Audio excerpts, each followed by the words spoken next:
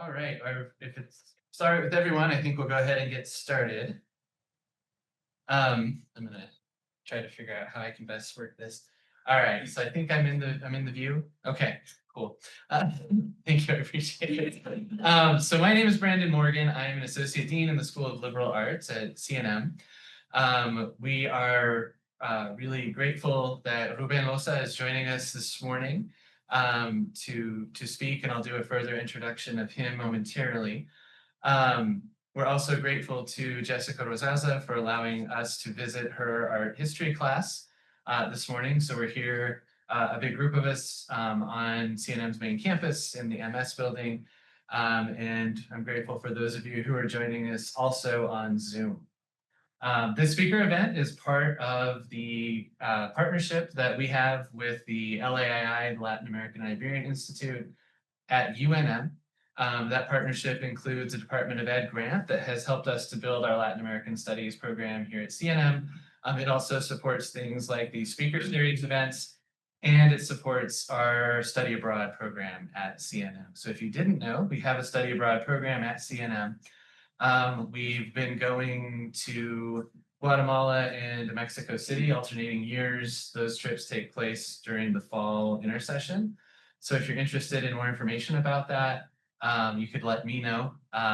My email is bmorgan19@cnm.edu. If you're not in the room, I can put it in the chat as well here in a few minutes when I sit down. This year's program is already set, so we start recruiting in the fall for the following fall, for the following August. Generally, there are 10 to 12 students that go on these programs, and this year we will be going to Antigua, Guatemala, and then in 2026, we're looking ahead to going back to Mexico City. So just to let you all know about that opportunity. With no further ado, then, I want to introduce our speaker today.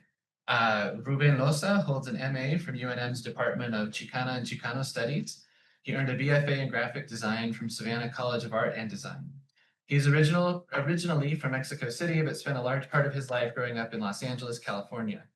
His experiences in Mexico and the United States led him to develop an interest in exploring the relations between these two countries, cultural phenomena, and the overall Chicanx experience. His research examines different forms of border art that physically incorporate the wall and the role of communities in their execution. So with that, I will turn the time over to you, Ruben. Oh, thank you. Thank you so much. And yeah, thank you everyone for having me today. I know I couldn't be there in person this time around, but hopefully I get a chance to come around next time.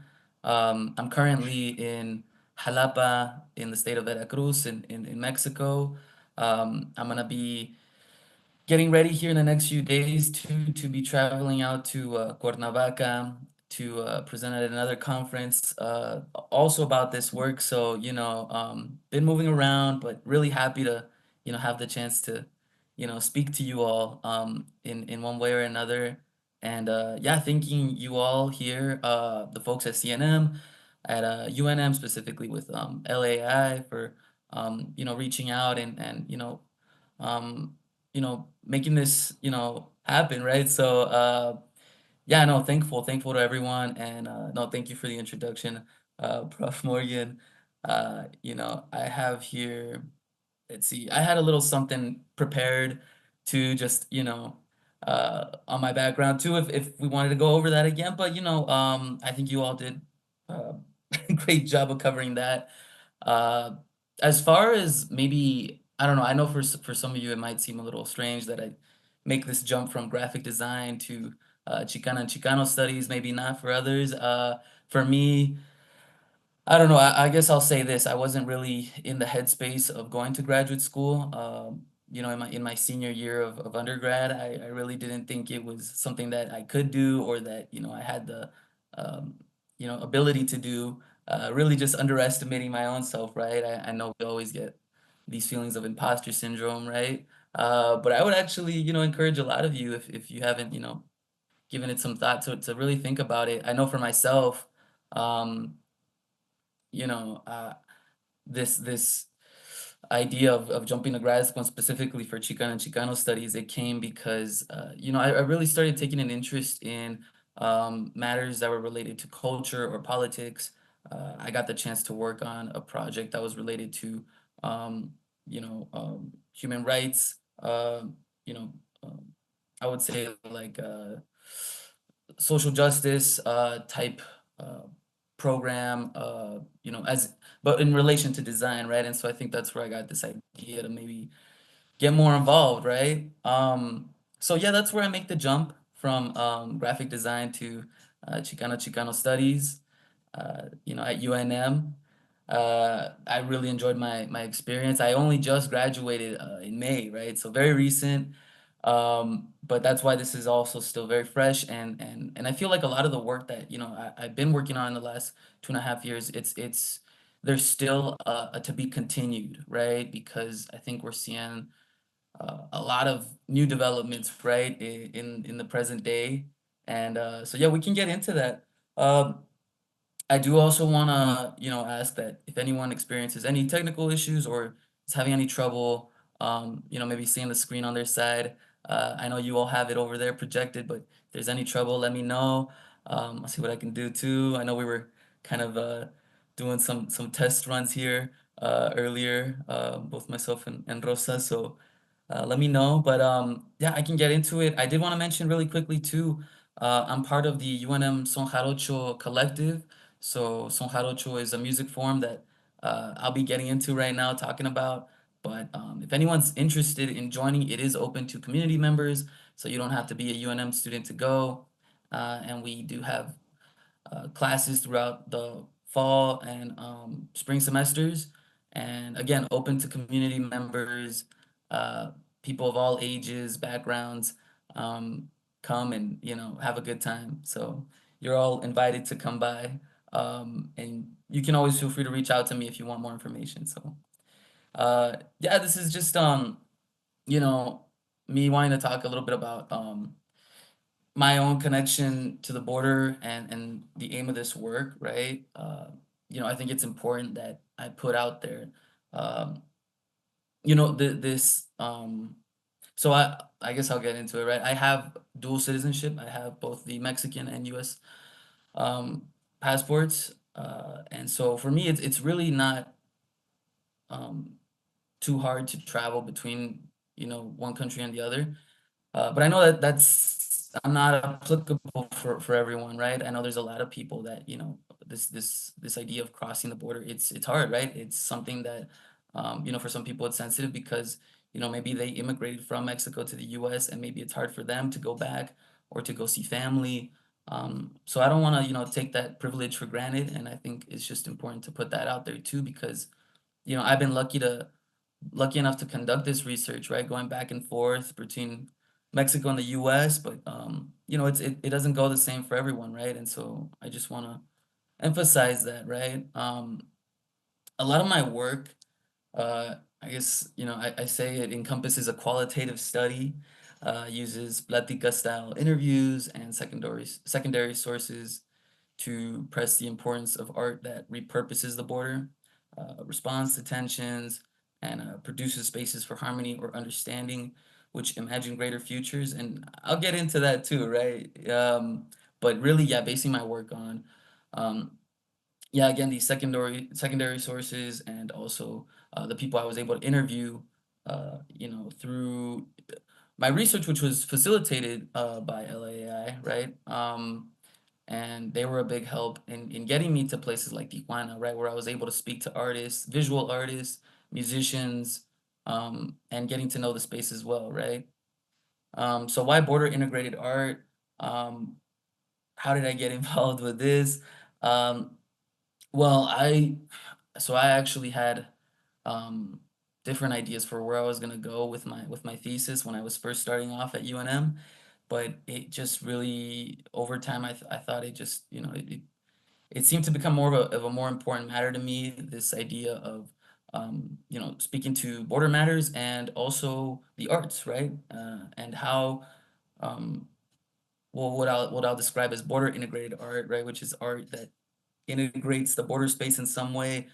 I just felt it was important that I talk about that and its importance, right? So Why am I doing it? To emphasize the importance behind generating these, geographically tied pieces that challenge or disrupt the border space, right? And with it, everything tied to those border spaces, right? So this, in conjunction with other productions that respond to the misinformed anxieties and control narratives that other the immigrant, counteract distortions and fear mongering from the dominant group. So basically, and I think we see this with a lot of what's going on right now, right? You don't have to be aligned with one political party to know that, there's a lot of, for example, ICE raids going on. Myself being from or having been raised in Southern California, it hurts me to see, places where, for example, MacArthur Park, which is somewhere where I grew up temporarily over in Los Angeles, close to the downtown area,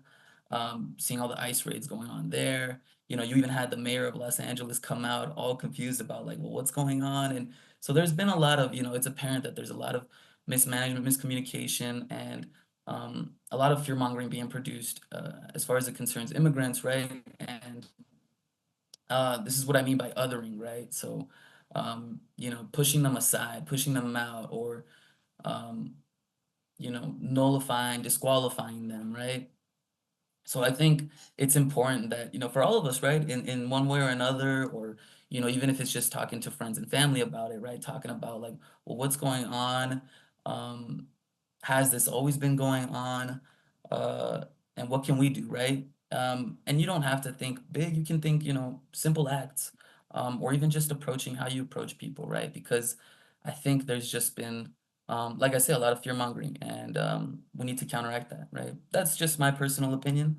Um, but yeah, so that's where the direction I kind of went with this work, and yeah, to understand these cultural productions, this artwork that I get into, it was also important that I, you know, kind of get into these what I call the makings of the border, right? What I consider the physical border space, and then the invisible border space, right? So I'll say, there's the physical border space, right? Which I think we're all pretty much familiar with. It's, you can see it in the image here on the right-hand side. It's, a physical wall or, along many parts of the U.S. Mexico border, you can see portions of the wall or, fencing or what be it.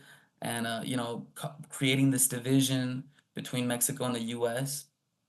And it was, of course, defined in 1848 following the U.S. Mexico War, following the signing of the Treaty of Guadalupe Hidalgo, um, in which the U.S. took just over 50% of Mexico, right? So considerable amount of land. Um, but here's where I want to make the distinction about the physical border space and then what I'll call the invisible border space.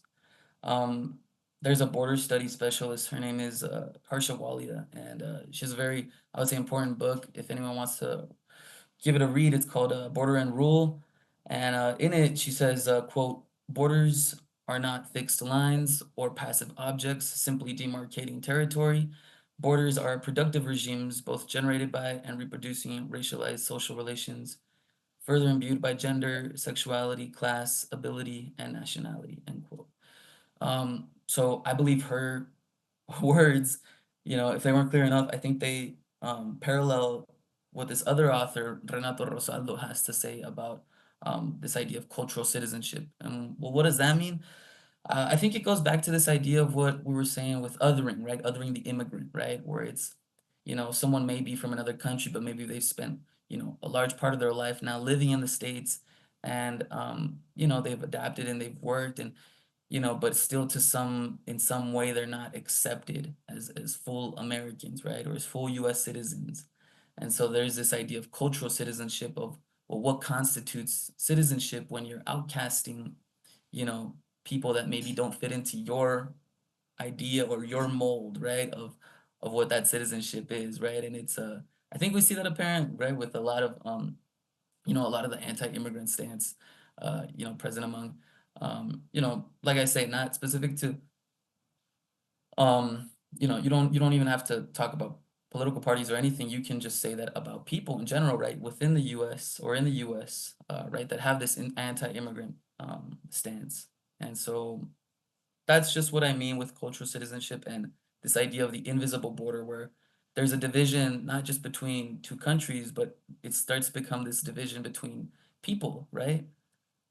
So that's just a little bit of what I get into. Um, Also talking about how, of course, politics influence in that shaping of the border of that invisible border, right? So in 2015, and it's important that we bring this up too. Uh, Donald J. Trump remarked that, quote, "When Mexico sends its people, they're not sending their best," end quote.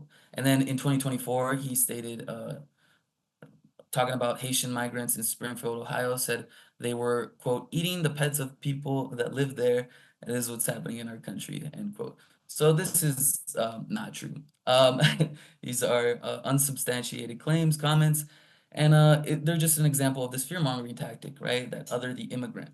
This is something that, like I say, it's not specific to one person, and it's something that you see um, with a lot of people, sadly, right? That they have this fear of the immigrant, or they believe they're bad for the country, what be it, right? So, uh, having said this about the border, I think it's important that we also recognize now the work of obviously social activists, journalists, everybody that's responding to these matters in whatever way they are, uh, including artists, right? I think artists are responding to these misinformed anxieties and what I say the illegalization of the immigrant through their work, right? And so well, how does that come to be? Well, in my work, I talk about, again, this idea of border integrated art, right? And within this idea of border integrated art, many examples come to be emblematic or adopt this status of artivism, which is art activism, integrating some sort of message or integrating um, in this case, the border space to make a statement about the border space, right? So this idea of border integrated art, it's art that again integrates the border uh, physically, not just, I would say there's a more loose term, border art, right? Which we can ascribe to many things, right? I would consider it more of a general term. Um, Me being, closer to central Mexico right now, I could make an art piece that's related to the border in some way, and we could call that border art, sure. But these examples that I analyze are actually physically integrating the space, right? So in this sense, I thought it was important to differentiate that and call it yeah, border integrated art. So that's all it means. It integrates the wall in some capacity. And again, this type of art can provide spaces of healing, convivencia, political activism. Going back to that idea of artivism, and yeah, using the image of the border against itself to communicate a message, a stance, what be it, right? So this is a little bit of you know um, some ideas, some concepts I drew from to really um, back up my points in my work. I'm sure for you all, maybe in some way or another, that you're being asked to, well, how do you can definitely have a stance on something, right? But like, um, maybe how do you back up those points, right? So this is something I looked at that can be applicable to different art forms. This is a performance artist and also a writer. His name is Guillermo Gomez Peña, and I adopted his concept for the hybrid, which is essentially a quote grassroots cultural response that understands the contextual and strategic value of nationalism, as well as the importance of crossing borders and establishing cross-cultural alliances. And quote. So this idea, this concept of the hybrid, basically um, it doesn't want to teeter too far onto one side of what I would call, you have, well, I'll say on one side ultra nationalism and on the other global trans culture. And so this is a model that doesn't really want to like lean too much into, okay, we have to like really like separate, we have to really like make known that like this is my culture, that's yours, and there's this separation.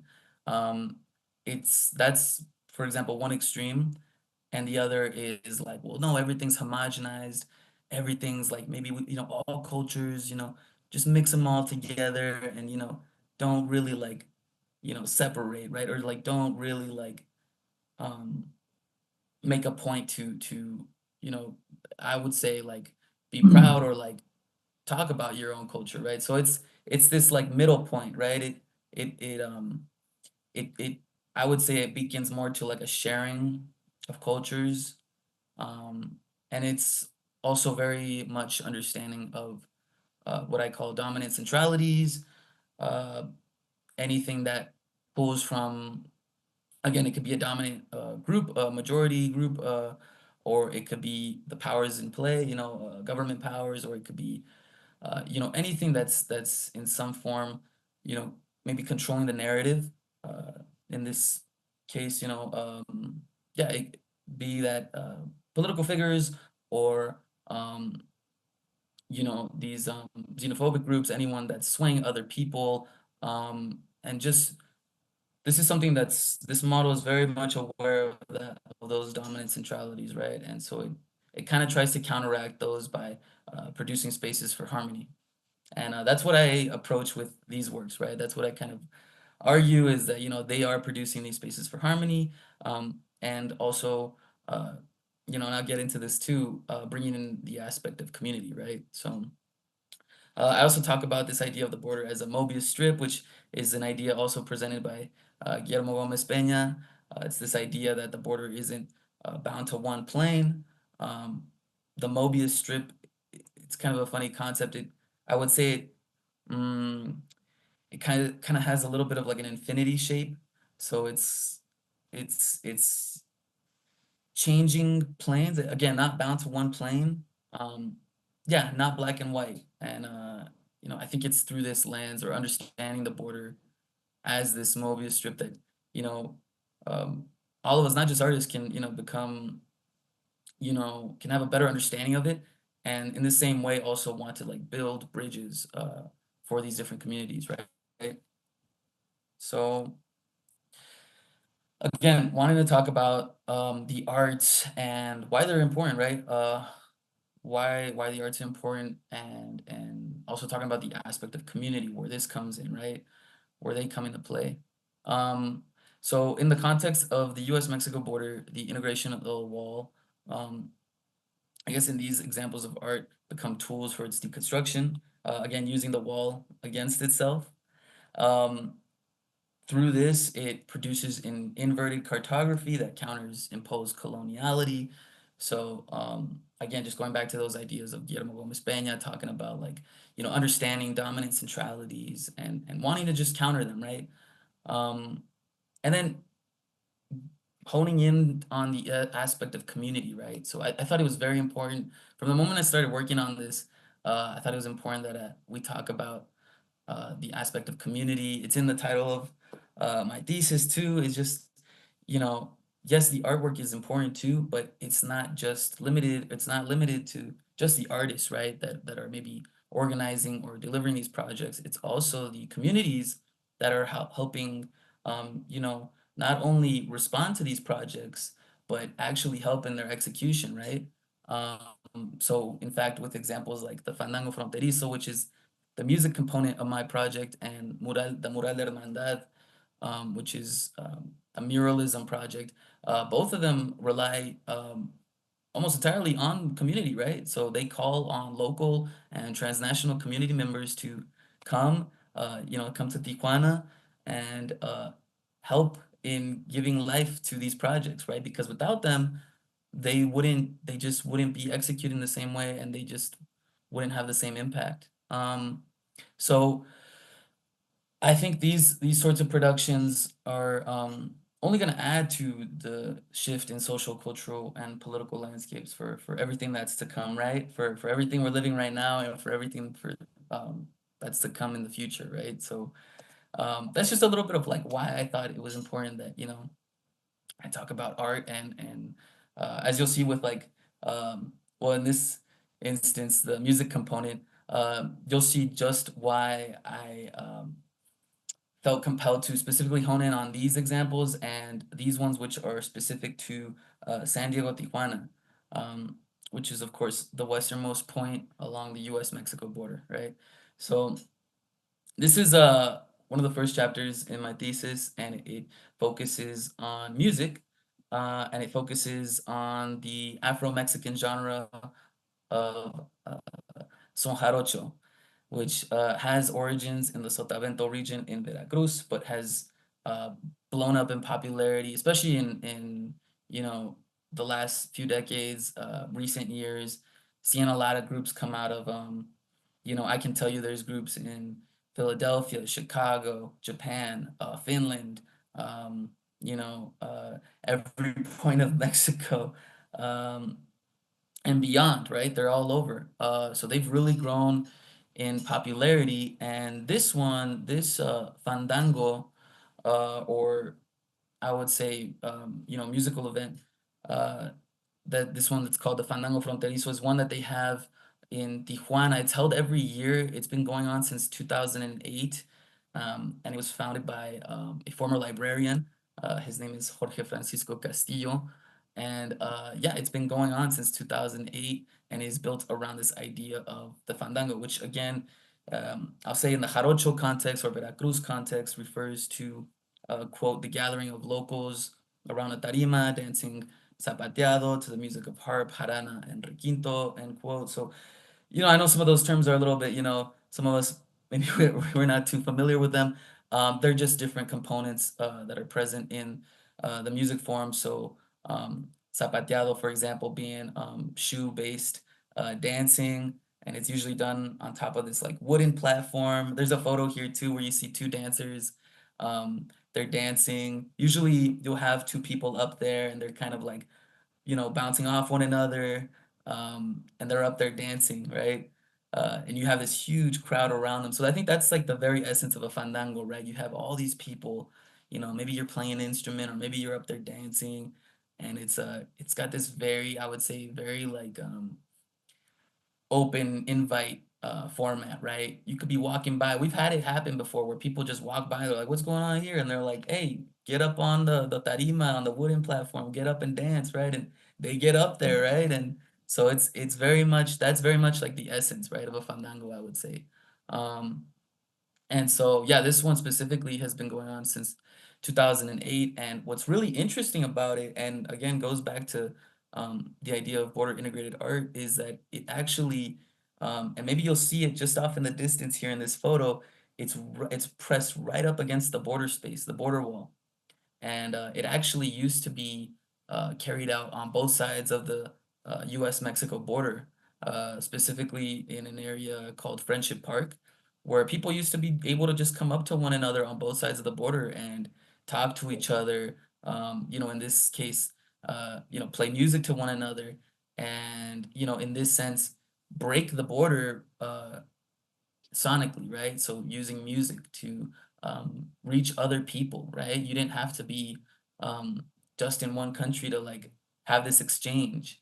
And so it was something very beautiful. Sadly, as of 2018, or just after, the US began limiting access to their side of the border for participants. And so people weren't able to come up to one another anymore, right? Or at least in this context of the Fandango Fronterizo. So since then it's been limited to just the Tijuana side, but that hasn't stopped people's resolve to meet up, right? And so you still get a lot of people coming in from again different points of from different cities in Mexico, different cities in the U.S.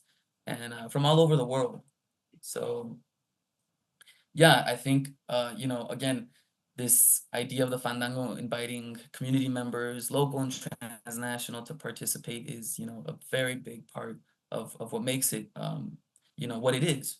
And then also, while it's doing this, it's also adopting the border space, right?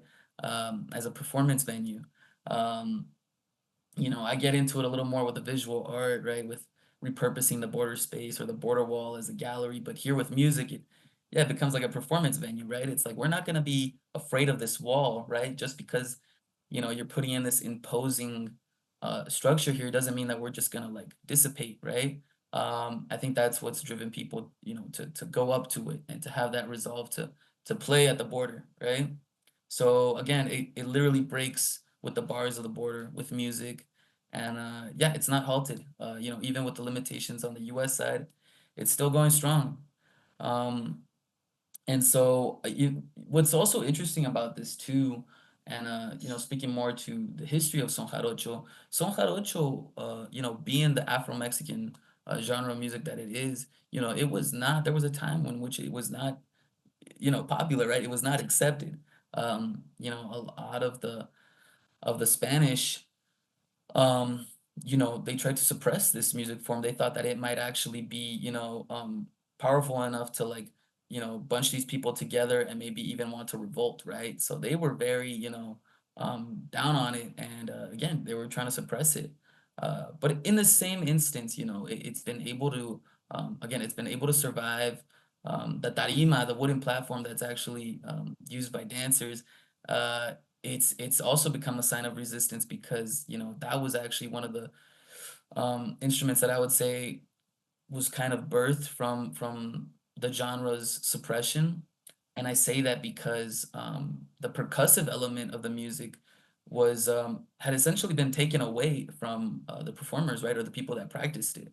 So they began to rely on their feet, on these wooden platforms to produce these like percussive sounds, right? So even that is like, I would say a symbol of resistance and something that's continued into the present. You ask most people and they'll tell you that the tarima, that wooden platform, is the heart of a fandango, where people get up and they dance, right? And so even just the music form is showcases resistance, right? Which I think, I just think it makes a stronger point of showing how, this specifically this example of art is responding to the border and also resisting it, right? Because you could have rock, you could have any other sort of genre of music up and doing something similar, but this music form is unique because it was essentially, I would say, birthed out of resistance, and then um, also having this open invite, this very communal aspect about it. I would say also is what makes it unique from um, not all but most music forms.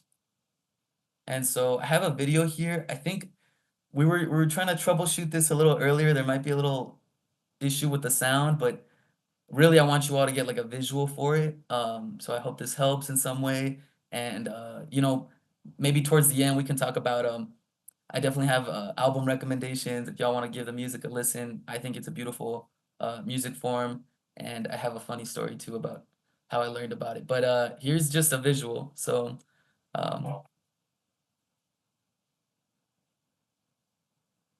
so we have the two dancers on top of the tarima, and then all these people around just playing on their instruments, and then just off in the distance is the border wall.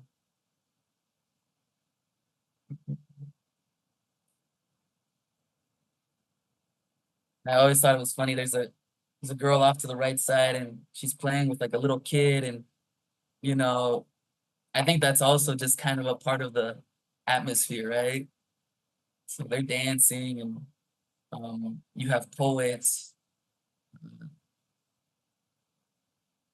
just very rooted in community. So I think, I've kind of, made a point of it already, but I really think the Fandango, it stands to be highlighted as a vehicle for response. Um, One that combats the idea that Mexico is also just purely Spanish and indigenous in a demographic composition. This music form being Afro-Mexican, it highlights that Afro-Mexican community that hasn't disappeared either, right? They're very much present, and they just, they're maybe not given as much of a spotlight as maybe um, the popular narrative would have you believe it to be, or believe you to be, how should I say, many people have the idea that people from Mexico or from a lot of these Latin American countries are of just one, mix. But really, it's, we have all these different parts to us, right? And the Afro-Mexican community is no exception, and they're very much present. I think it brings light to them too, right? So, Marta Gonzalez, another writer and another musician, she writes um, about son jarocho in a book called Chicana and Chicano Artivistas. It's a very interesting book if anyone wants to give that a read too. Talking about her own experiences as a musician and then how she uses music as resistance. She talks about son jarocho as a decolonial tool and talks about this aspect of convivencia to break with capitalist notions. So I'll get into that too. Um, but just to comment on the idea of convivencia, convivencia uh, literally translates to coexisting, but I would say it infers more an aspect of community. So it's, yes, you're coexisting, but you're also you're engaging with people, right? You're not being forced to be right next to them, right? You're wanting to engage with them, and I would say in this sense there's like a warmth to it. So uh, she talks about its importance, again, being something that's not present in all forms of music, to where, you could just go up and jam out, rock out with like the performers, right, with the musicians. It's not something that you see all the time. She makes a point of highlighting that, and how it breaks with, again, capitalist notions, this idea of coloniality being tied to capitalism, also the commercialism of music, and just again how this idea of bonding with community breaks with I would say like these yeah, like the commercialism of music, and just um, how it's become almost more of a product in some instances. um, so I was able to interview the lead organizer and the person that actually founded the Fandango Fronterizo, this event. Uh, Again, Jorge Francisco Castillo. I was able to interview him as a part of this research, and a little bit of what he told me about this event. He said, quote, "Here there is no religion, no politics, no sex, no countries, no languages. Everything is one. It is one." So that's the most beautiful thing about that moment, right? That the wall that serves to divide us at that moment serves to unite us. Um, so, I think it also parallels, goes back to this idea of Gomez Peñas's hybrid of creating this space that doesn't lean, too much into ultra nationalism, or doesn't lean too much into this homogenized, you know, concept for society. It's this in between, and it responds to something like the border, right? I know he talks about no religion, no politics, but I think in that instance, he's referring more so to, again, the aspect of community and communal warmth, of community engagement, not outcasting people because of their backgrounds, right? Uh, in those moments, or in those moments um, of music, you're speaking to one another, but through the music, right? And it's that sort of warmth that also responds and resists the wall, right? So it responds to the border, and it breaks again with that othering, right? That, what have you, that cultural citizenship, that illegalization of, the person from another place, right? It breaks with all that. So that's why I think it's a perfect example of a vehicle for response. And this is just a photo that I took at the 2023 Fandango Fronterizo. Very talented musician here, Sinue Padilla, and he's just tuning a jarana with everyone else, jamming out in the background.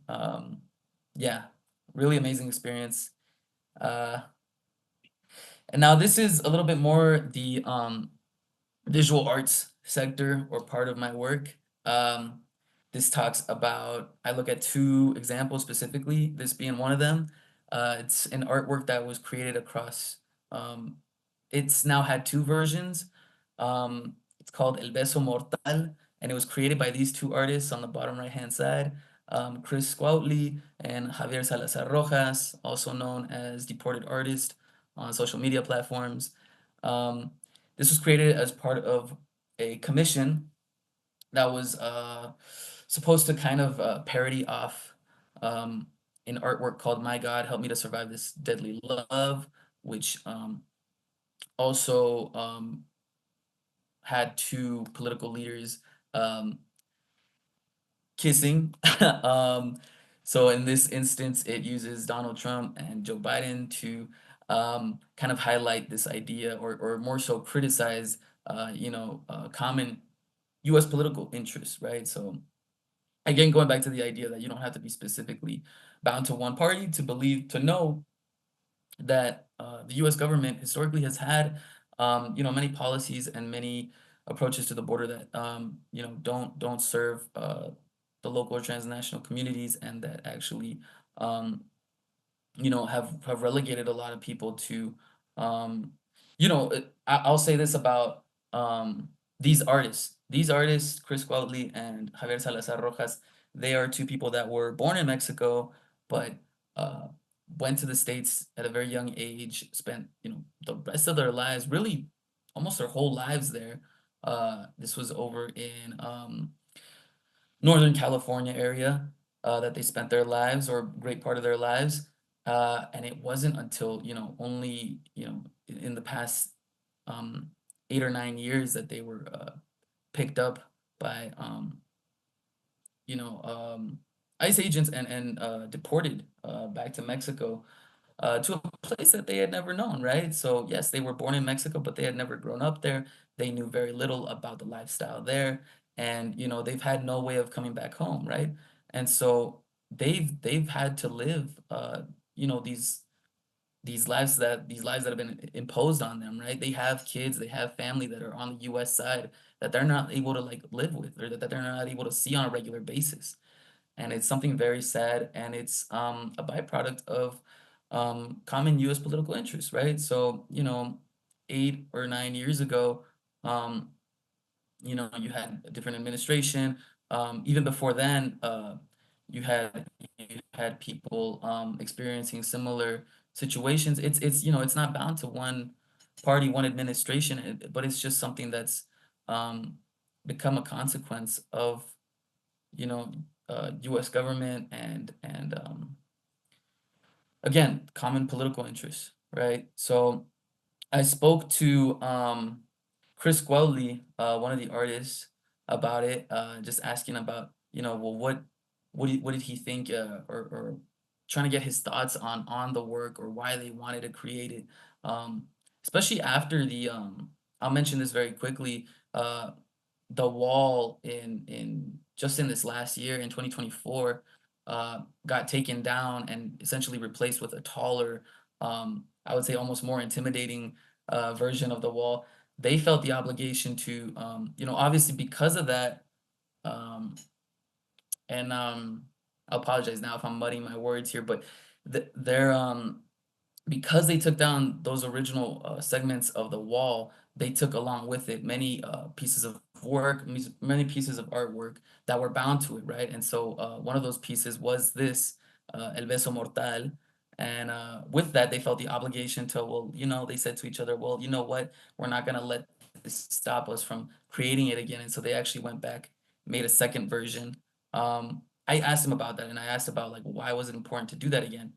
He says, quote, I think it's good dialogue. I don't think it matters to the super elite, but we saw what happened with the Berlin Wall. That's where that image is derived from, us painting that depicted the fall of that, and that happened. So, the power of the people, politics shift, you never know, end quote. So, again, he's talking about the original artwork it drew from, which was "My God, Help Me to Survive This Deadly Love," which drew from an image of, it was a Soviet leader and the East German leader, uh, engaging in this what they call a fraternal embrace. It's a kiss, um, and so he just, he was trying to tie it back into that idea of, like, well, look what happened over there, and, like, look at what art, maybe it's not making an overnight change, but it's reaching people, right? Um, Likewise, or in very much similar fashion, Javier Salazar Rojas, he told me, he says, quote, they see the images on there and the images speak for themselves. They don't need any words. So I think, I'll go back to the image real quick. You can just see, especially with the updated version, you have, Biden with the devil horns, Donald Trump with a little KKK emblem. And obviously these are the artists giving these touches, showing these extremes, but also to drive a point, right? Also in the background, they have the US flag, which has the stripes dripping in blood. It says, "Free Palestine, all walls must come down." Just trying to hone in on the idea of tearing down walls, right? So That was one example that I looked at, another example of border integrated art. And this was the last example and second one of visual art. It's part of a project called the Mural Hermandad, or the Mural for Brotherhood. And it's the product, I guess I would say, so it's actually had 4,000 volunteers come and add to it since 2016, but it's essentially just one huge mural that, for a while was getting close to becoming, I believe, the largest mural or longest one in the world. Uh, but of course, again, going back to that, what I said about the original segments of the wall being replaced, kind of put a restart button on there. But it's a project that's been going on since 2016, and they're making regular calls out to community members, people both in Tijuana and outside of Tijuana, to come and paint on the wall. Uh, Government permission be painting on the wall. Um, and so he'll do um, he'll regularly organize for people to come and paint on the wall. Any of you could go. I'll be sure to leave his information here at the end too. But any of you are free to go too, and add to it. It's still growing. It's still going, and it's growing. I asked him about this project. He said, "quote The plan was to connect, and that it not just be my participation, but also that of many people." Again, going back to that idea of engaging with community, bringing in community, being the product of community, and also, responding to the wall through community, right? So this project has adopted political qualities through the contributions of these community members. The organizer, Enrique Chu, he did tell me, he says, it wasn't the original intention to make it political, but because of the fact that it integrates community members and their voices and maybe what they want to express on the wall, it's taken on a political quality, right? And this is just one segment of it here on the right side. This part's been taken down since then, but it just shows a heart and it says love. Um, so everyone, again, free to express in their own way. And that's just one part of it. And so, I know we're a little maybe tight on time too, but I want to talk about, we're getting towards the end here too. Um, Going back to this idea of art as a response, and why specifically these examples of visual art are important to highlight. These examples of border integrated art prompt dialogue amongst participants and passersby. It's obviously the product of community members, but it's also being responded to by community members, both those who have participated and those who have not. All the tourists, all the people that are always going through Tijuana, all the foot traffic they're always receiving. This is reaching people from different countries, from different parts of the world that maybe weren't as familiar or aware of maybe issues or things that had to do with the border space before. And it's from engaging with these examples of border integrated art that they're, maybe able to look at it in a new way, right? And I think very evidently with, or as we saw with the image of Trump and Biden, I think people are getting a very clear image of maybe what's being communicated, right? So I think in this sense, it also repurposes the border space into a gallery space in which art is displayed or performed, and also becoming a space for in which one is able to reflect on deeper themes tied to the border, right? So, I'll say this about the duo and about Chu, who was the organizer for the mural project. They have very different approaches, to their work. Uh, but I think in conjunction, you can't argue the fact that they're changing the visuals of the wall, and I think in conjunction, they're bringing new power to the people, right? Especially when they're able to communicate um, their feelings or their messages um, on the wall through art, right? So this is just another image I took here. Um, we went in 2023 again for the Fandango Fronterizo, but it was also while we were there that we were able to, see a lot of the artwork there on the wall. You also see this huge upside down U.S. flag. That was actually a project propelled by a lot of former or U.S. veterans. Uh, an upside down flag is used to indicate distress. It's a distress signal. A lot of people actually on the U.S. side on government level were actually had taken offense to this, thinking that it was a sign of disrespect to the U.S., but it's actually just a sign, a signal of distress. And this was, these are people, these U.S. veterans are people that are, a lot of them are experiencing similar situations like that of Chris Cuautli and Javier Salazar Rojas, right, where they were born in Mexico, but in this instance, they served the U.S., they lived in the U.S., and yet they were still deported to Mexico, to a country they had never grown up in, right? And so they're living a very distressful situation. And so they actually, yeah, they were able to get together and put together this piece here of the upside down U.S. flag. Um, and so I just want to say these examples, the visual art, the music, they're working in conjunction. They're all, they're not one and the same, and they don't integrate community in the same ways. But I think they're adopting the hybrid model. They're using the border as an elastic space, and they're bringing people together to respond to it, right? Um, and so I put in a little quote here from Gomez Peña. He says, quote, because of its elasticity and open nature, the hybrid model can be appropriated by anyone to mean practically anything, end quote. I've seen other writers use the hybrid model. This is obviously my own interpretation and use of it. And Gomez Peña might just come over and say, hey, you got it totally wrong. But this is how I have interpreted it, and this is how I have adopted it and used it. And I just think it's important that um, the hybrid, and he goes so far as to mention it too, right? That it not be depoliticized, and that this artwork not be depoliticized, right? Because again, you can be whatever side of the fence you want to be with politics, but you have to recognize how people are being affected, right? And so, yes, there's going to be a political attribute or element to these works, right? And maybe that's not the original, like as we saw with Chu, right? Where maybe that wasn't the original intention uh, with the work or with his mural project, but it became so because you have community people or community members engaging with these projects, and their voices are going to be heard. And if they have family members that are living on the other side, or they feel affected in some way, they're going to make that present, right? So these examples of art, again, they may not physically be breaking down the wall, but they're reflecting their communities. They're standing against the injustices being committed against these people. And again, with an understanding of the dominant, they're able to produce these spaces of harmony, for people to just come together, right?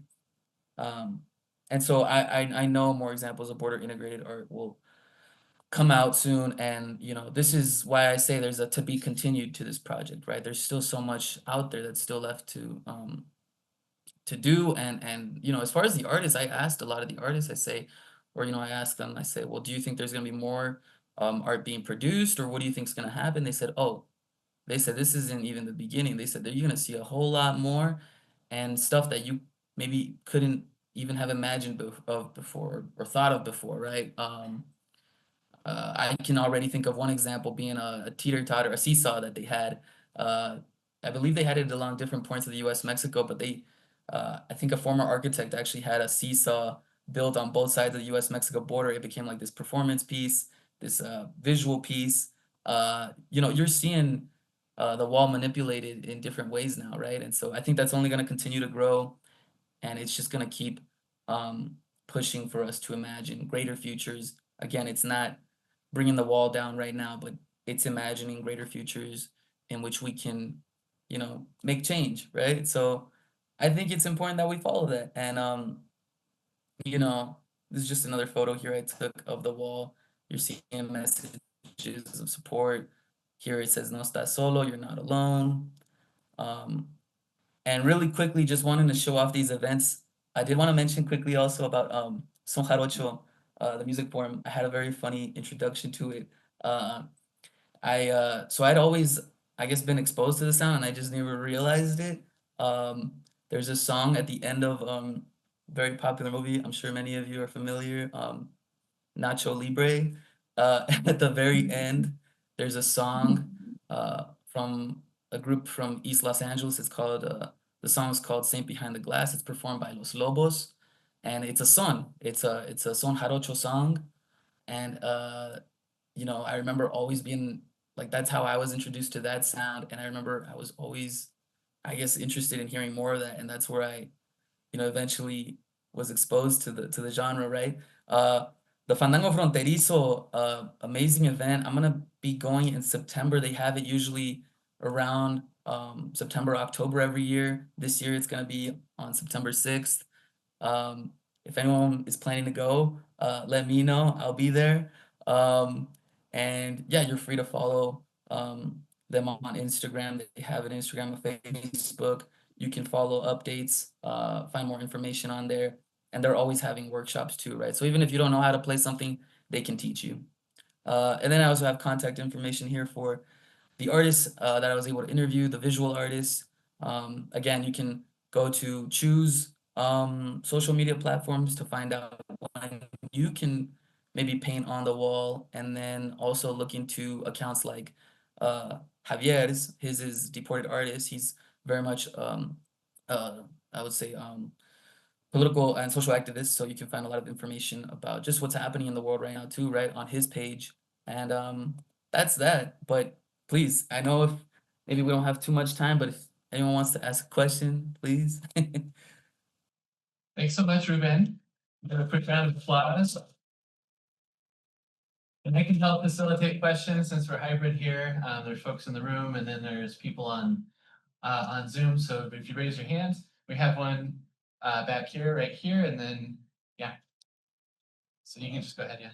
What was the most difficult part about your research process? Could you hear it? Oh, could you repeat that real quickly? What was the most difficult part about your research process? Oh, yeah, most difficult part of my research process. Um, well, I'll tell you, working with artists can be tricky.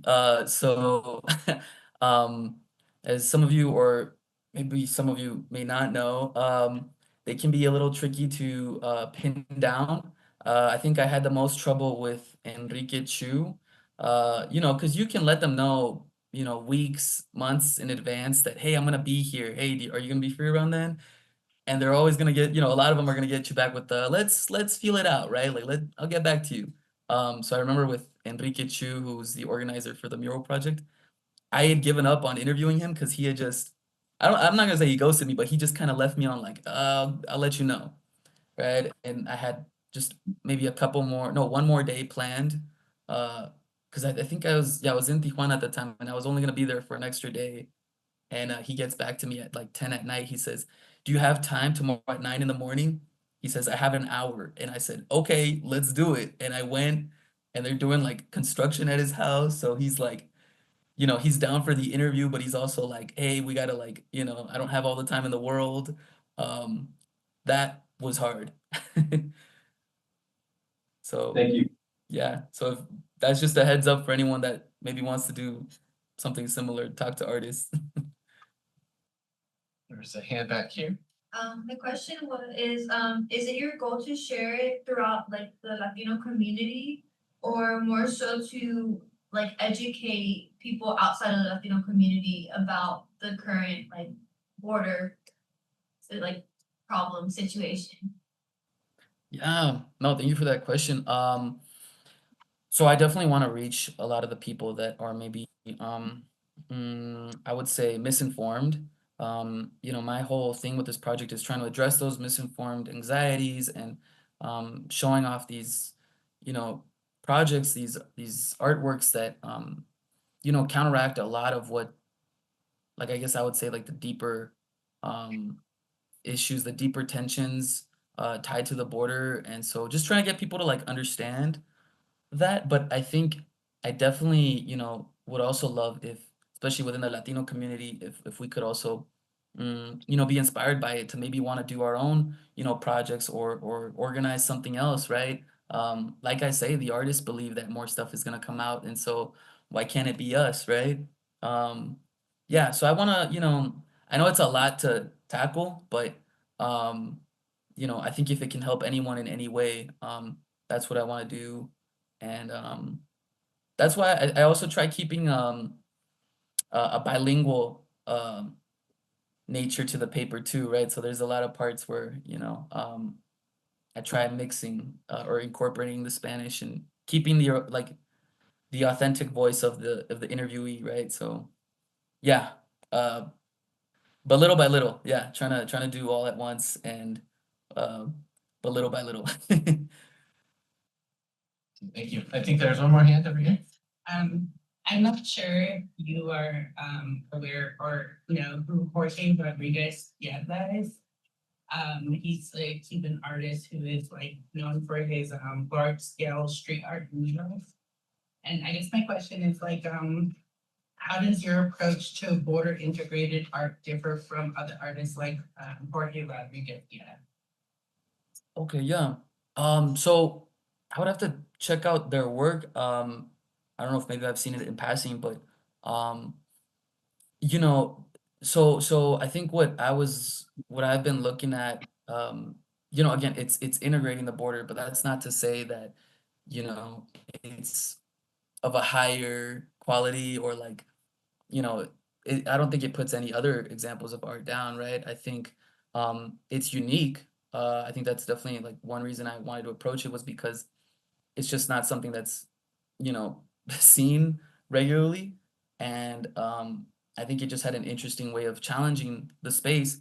But I think to the people that are doing it, maybe in New York or in different parts of the country or in different parts of the world, um, they're all, I'm sure, challenging, whether it be border spaces or whether it be something political, in their own ways, right? And so I think in that sense, I'll say this about like the people that did the piece with Trump and Biden, right? To where, yes, it's a piece that's physically like tied to the border space, but they've also gone to make other artworks that are, related, or maybe communicate the same message in different formats, right? Not just in a border integrated sense. So I think any way people want to express themselves or maybe communicate something, totally. I mean, I think it's all tied, right? And yeah, I mean, I don't know if I'm getting to the heart of your question, but let me know if, if that addresses anything. Thank you. All right. Thank you so much. I appreciate your time. I appreciate everyone coming today. Hope you have a great rest of your day. I hope things are going well in Mexico. And I'll see you soon. Oh, definitely. Yeah, no, thank you everyone. And yeah, if you want to reach out to me here, you can reach me. I'm still using my UNM email too, at least for the next year. So don't hesitate to reach out.